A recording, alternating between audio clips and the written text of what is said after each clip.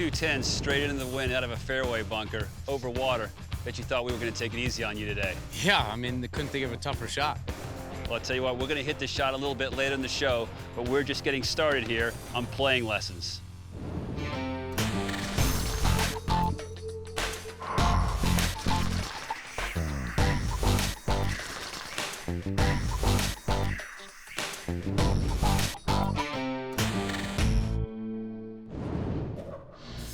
All right, Wyndham, we are on a very intimidating par 3 here on the back tee.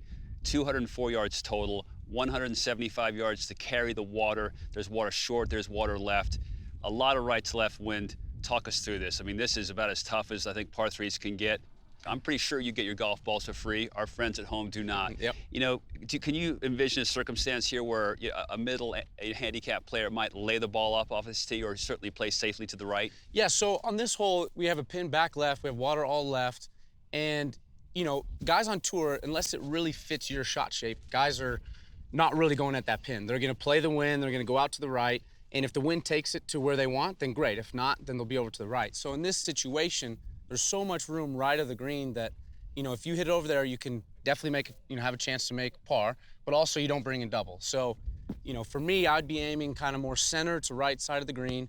And if the ball stays out there, I know I'm gonna get up and down and water's not in play. So I would suggest for, you know, any amateurs that come to a hole that's really challenging and that kind of gives them the heebie-jeebies that, you know, you kind of go where the fat side is and that kind of frees you up and you make a better swing. Okay, so you've got your club selection in hand. Yep. Walk us through your pre-shot routine. All right, where's our line at? So we want to finish this probably, there's a cactus that's maybe 2 or 3 flag sticks right of the flag. So we want to finish it there. And so in my head, I'm thinking, okay, with this wind riding it, I got to start it kind of over this, there's a yellow stake, which is on the right side of the green. So I'm back here, I'm kind of visualizing that, looking at that, and I'll take a couple of swings and feel the shot that I want, which we want to ride it a little bit, so a little bit of a draw. And so I feel it, and then my caddy, our whole thing is to feel it. So when I get into a shot, he tells me to feel it and to trust it. And so he said, trust that feel, which for me is a little draw right now. So I'd get back here, and I'd look at it, and I'd pick out an intermediate target, which is where we want to start it. And I walk in looking at that intermediate target. And so once I feel comfortable to that, then I start looking up and feeling that shot.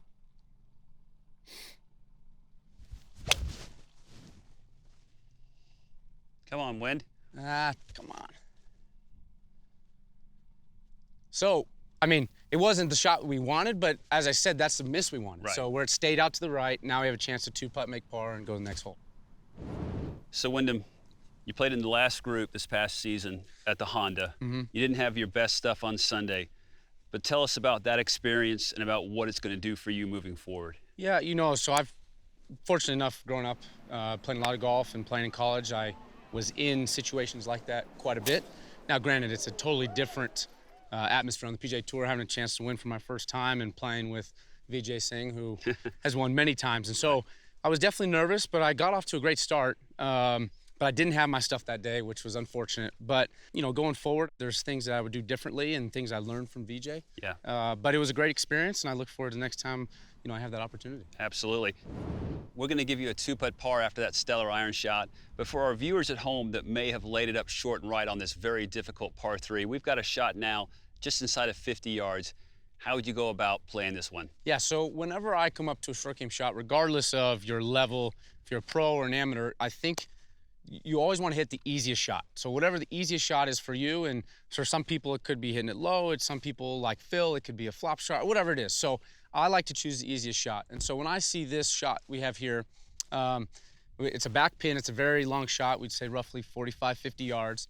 And we have two options. You can either fly the hill and get rid of that hill that we have that's about, 5, 8 yards short of the pin, or you can land it short of the hill and kind of run it up that hill. So I would decide on this because it looks like over the hill it goes away from me. It'd be harder to fly it.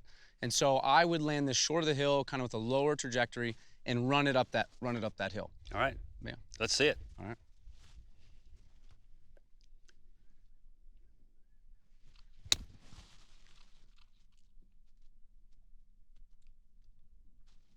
Very nice There we done. go. Just release this a little bit, but the lower trajectory, as you say, bump it into the hill, and let it run on from there. Yep, it's perfect. So now we have ourselves a 5-6 footer up the hill, and for any amateur, you're going to make 2 from there, and if not, hopefully 1, and get up and down for par. Perfect. So just to recap for our viewers at home, if they play safely off this tee, they leave themselves in a position like this. They've got 45, 50 yards.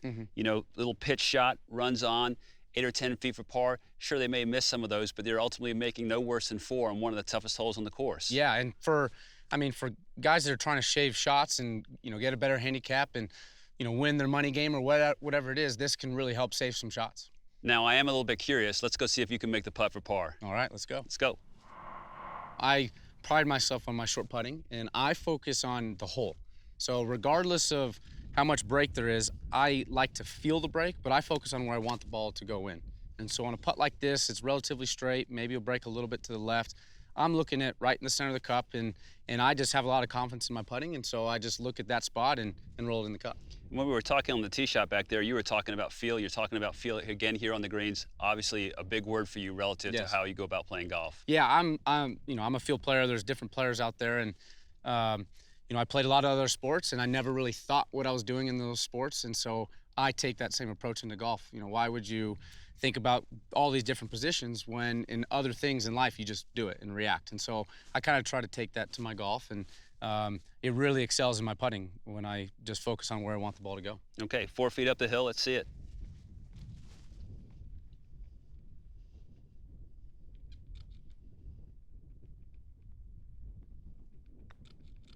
Solid. Well done. Thank you.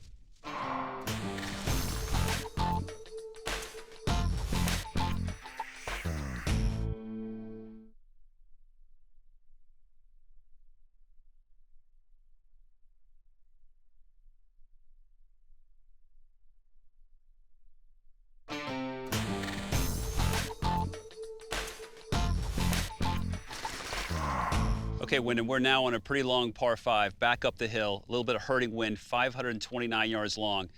Obviously, you're going to want to get there in 2 if possible, and you're able to do that if you take it up the left side here over a 270-yard carry. Yeah, so par 5s usually you try to take your most risk kind of off the tee and set yourself up for position to have an easy birdie or for sure make a par. And on this particular situation, this hole, because we can get there in 2. If we cut off, over the bunker, I would look at, okay, what's on the left side? Now, if it was out of bounds or water and it's really going to cost me, then we probably wouldn't do that. Now, if we end up over there, that's lucky. But really, because there's not that much trouble to the left of where we're going, I would look at that and I'd want to challenge that side because the reward definitely outweighs the risk here, and I've had a shorter club in, and I'd really have a good chance to make birdie. So I'm just going to take it right over that bunker, and, on this, a wide fairway, I'm just going to let it rip.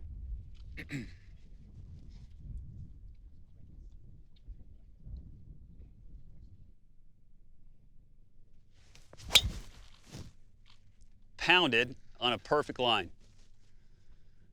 Well done. Yep, that's where we wanted it. Beauty.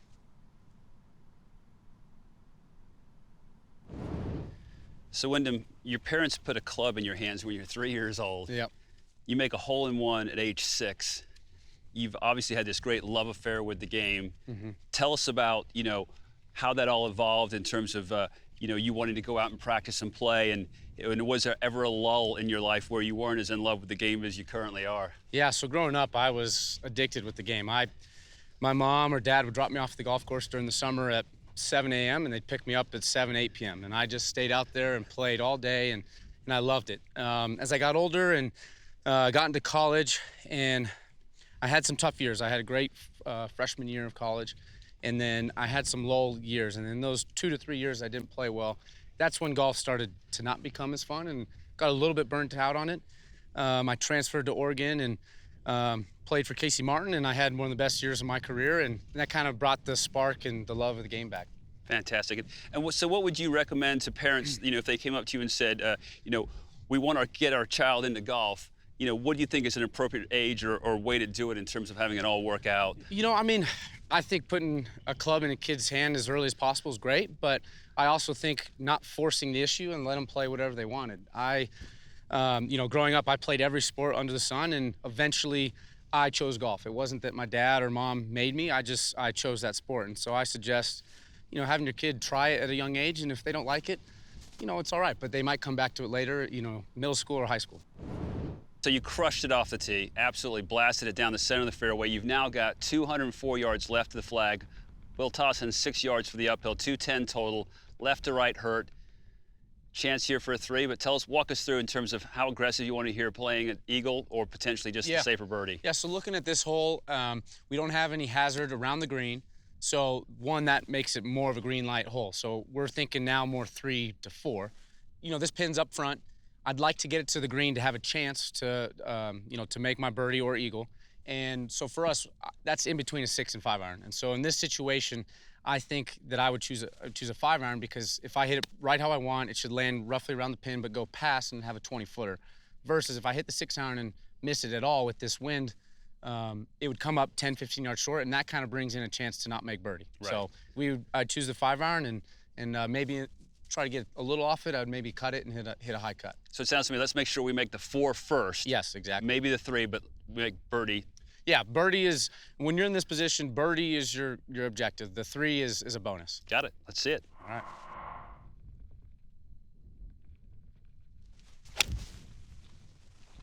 Oh, man. Come on, baby. Cut. Turn a little. Okay, we're putting. All right. So certainly we played from this position in the middle of the fairway. Let's go over and take a look at what we might have had to deal with had you not hit such a great tee shot. Okay. Okay. Let's do it.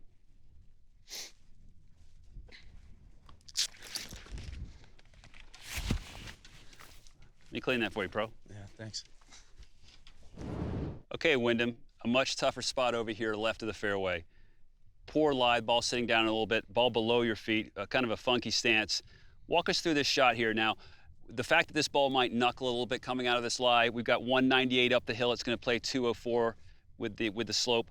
How would you go about playing this shot as opposed to what we just had in the fairway? So from the fairway, we hit a 5 iron, and I felt like I could really control the distance, and I could do whatever I wanted with the golf ball. Now, when you get into the rough on a lie like, a slope like this and a lie like that, now there's not as much in my control. And so, as you said, it might knuckle or fly, and on tour, that's a player's worst nightmare, is to catch a flyer. And so because of that, I'm gonna club down, and if it doesn't fly on us, it comes up 10, 15 yards short, we still have a chance to make birdie. But if I chose the 5 iron and then it flew, that puts us back bunker in a very tough spot, and now birdie's really, out of play. So in this situation, I'm gonna grab a 6 iron, and I'm gonna put it back in my stance a little bit. I'm gonna aim a little bit farther left because of this left to right lie, and I'm gonna let the lie kind of dictate the ball cutting into the flag. And if it gets the green, great. And if it comes up just short, we'll still have a good chance to make birdie. Okay. Boy, it came out pretty warmly, it looked like. Pretty hot, yeah. All right, we'll have to see if that grabbed a little part of the green there on the left side. Yeah, the lie didn't move it to the right much, but I think because we went with the 6 iron, we might be in a better spot than as if we went with the 5 iron. Absolutely, I think that 5 would have been out of here. Yeah, over the world.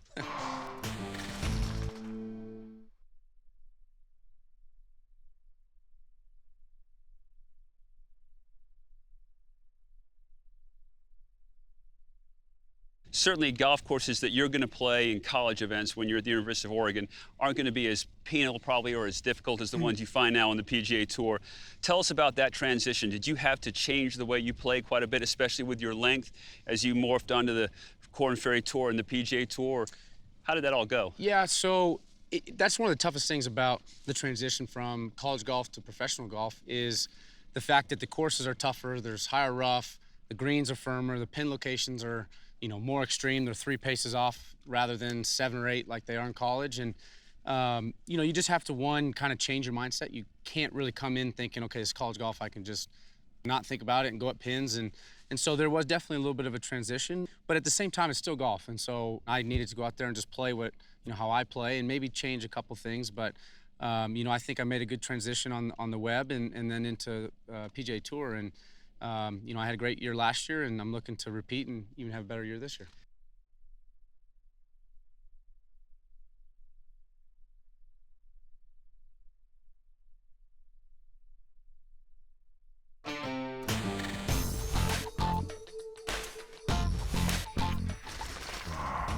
Okay, Wyndham, we're a little bit further back now on this par 5, some 240 yards from the flag. We'll adjust 10 yards for the uphill, 250, a little bit of hurting wind. It might be playing close to 260 yards. First of all, let's talk layup here. Should we decide to lay this one up, what are you looking for? Are you looking for a certain number to get to in terms of what you lay it up to in terms of yardage? Or are you a guy that wants to get the ball as close to the green as you can without ultimately getting there? In this situation, to a front pin, if I got to 40, 50 yards, you don't want to be in that zone on tour because that's really hard, especially to a front pin, to hit it close. So I'm going to lay up to a yardage that I really like, that I can control a spin, and more often than not, I'm going to have, inside 10, 12 feet after that shot. I would like to get either to a stock 60 into the green or a stock 56 into the green to try to control the spin. For me, a stock 60 flies 94 to 96 yards. And so in this situation, with the uphill and all that, we're going to want to hit this roughly, 170 to give us that. Or if I wanted something a little bit farther back, we'd want to be around 110, 112 for my 56. So in this situation, I want to hit, I'm gonna get up there a little bit farther, so I'm gonna hit a 170 shot and try to have myself a full 60 in.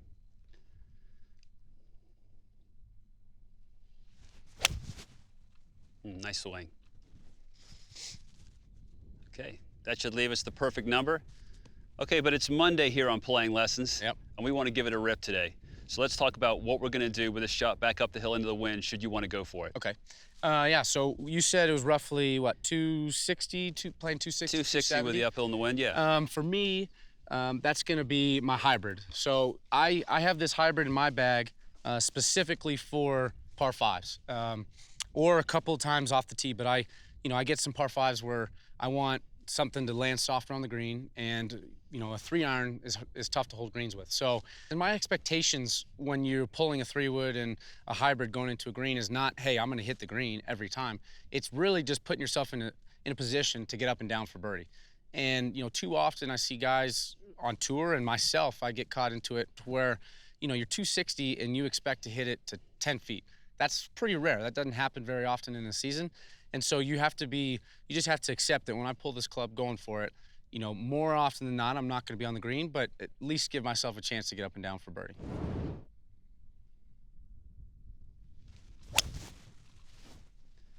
All right, lost it just a little bit right. Yep, just a little right. But like I said, my expectations on that shot wasn't to hit it right at yes, I wanted to hit it right at the flag, but when I missed it over to the right, I know, okay, you know what, I have a good chance to get up and down for birdie, and when I do that, I gain a shot on the field. Yeah, it certainly appears as though you left it with the fat part of the green between you and the flag. Yep. Plenty of green to work with. We'll get that one up and down. Exactly.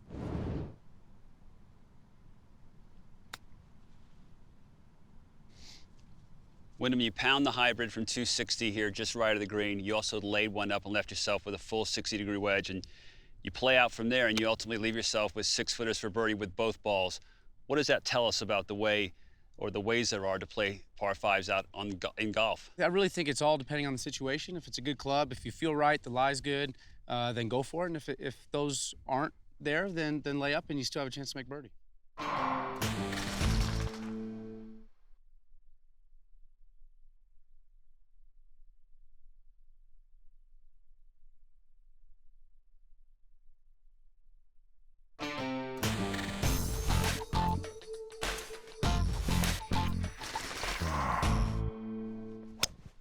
We're on this beautiful finishing hole on the Snow Mountain course at Las Vegas Paiute Golf Resort, right in the middle of the fairway. Beautiful tee shot. We've got 126. Let's make a birdie to finish here. Talk us through it.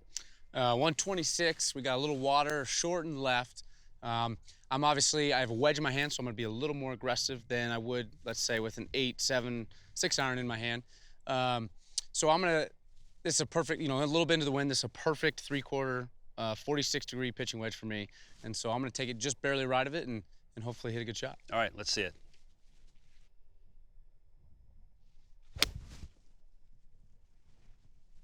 Come on, baby. Well, that was a heck of a shot. Looks like we got a kick-in birdie, but we got some unfinished business. You promised the viewers at home that you would go back to this left fairway bunker and hit a long iron over water to something of an island green. You ready to do it? Yeah, let's go hit the easy one. Okay, let's do it. Fairway bunker, 210, straight into the wind, probably playing 225 over water. We got 215 to carry.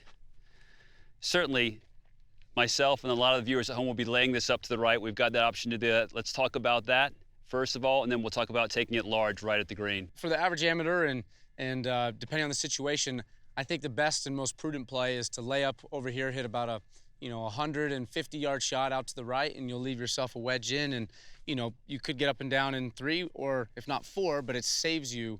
So it just saves you saves you golf ball, but it also I think it would really help your score.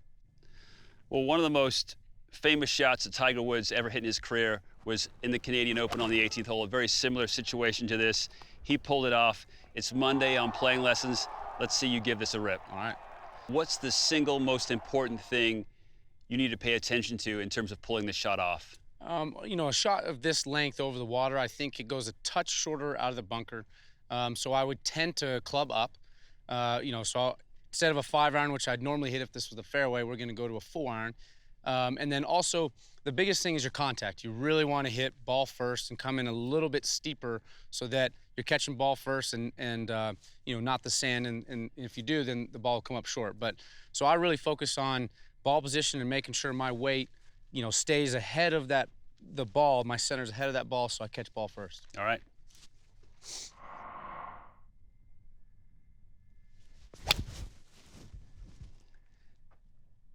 Dig, baby. Go. Go. That's a quality shot there. Well done. Yeah, thank you. Come on. Turn. Oh. Wim, thanks so much for your time today. Yeah, thanks, Bones. Really appreciate it. You got a bright future ahead of you. Thank you very Take much. care. Good luck on the PGA Tour. And thank you to everybody at home for joining us again on another edition of Playing Lessons.